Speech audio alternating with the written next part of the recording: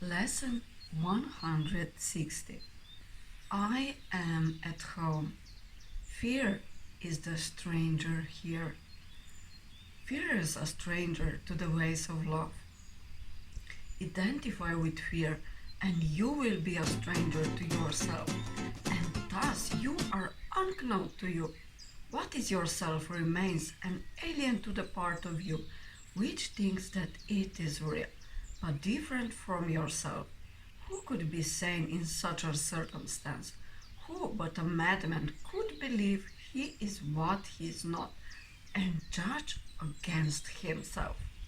There is a stranger in our midst who comes from an idea so foreign to the truth he speaks a different language, looks upon a word truth does not know, and understands what truth regards as senseless.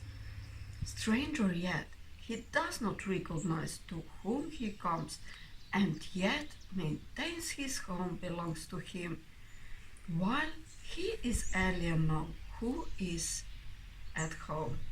And yet, how easy it would be to say, "This is my home, here I belong," and will not leave because a madman says I must. What reason is there for not saying this? What could the reason be except that you had asked this stranger in to take your place and let you be a stranger to yourself? No one would let himself be disposed so needlessly unless he thought there were another home more suited to his tastes. Who is the stranger? It is fear or you who are unsuited to the home which God provided for his Son. Is fear his own, created in his likeness?